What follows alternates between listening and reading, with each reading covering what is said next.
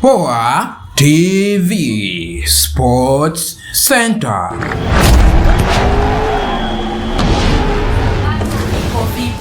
Unaona usemo wako na Morocco kwa sababu ni Afrika, na kuna wako ambao wako na French wakimkubali Kylian Mbappe, jini hili dikteta lenye magoli mengi. Tuko hapa kuchambua, na moja kwa moja tutaenda kukuonyesha namna ambavyo kikosi kazi cha Ufaransa kinatumia mfumo gani na Morocco wanatumia mfumo gani, ni namna gani wanakwenda kubato, namna gani wanakwenda kumiti kwenye stadium. Kihistoria ni mabara ambayo yanaelekeana. Kule kuna yani ni mabara ambayo Ufaransa imewahi kudominate mataifa baadhi ya Afrika, iliwahi kutawala baadhi ya mataifa, na ukiangalia kuna uhusiano wa moja kwa moja kati ya hayo mabara.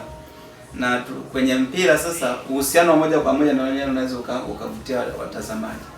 Tunaangalia kihistoria ni kwamba Ufaransa ni timu ambayo kidogo ni kubwa, ni giant, sio timu ya kubeza. Lakini pamoja na kwamba ni timu kubwa, lakini pia imewahi kushiriki mara nyingi kwenye kombe la dunia. Imeshiriki kama mara 16.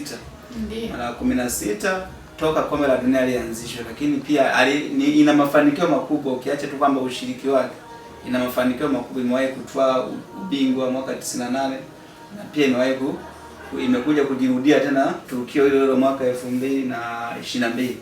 Kwa hiyo tunaweza tukasema kwamba Ufaransa ina nafasi kubwa sana ya kufanya vizuri, ukilinganisha kwanza kocha yule aliyeliongoza taifa kubeba ubingwa hadi sasa hivi bado anafundisha hiyo timu. Kwa hiyo kuna uwezekano mkubwa sana wa kubeba ubingwa kulingana na uzoefu na ukubwa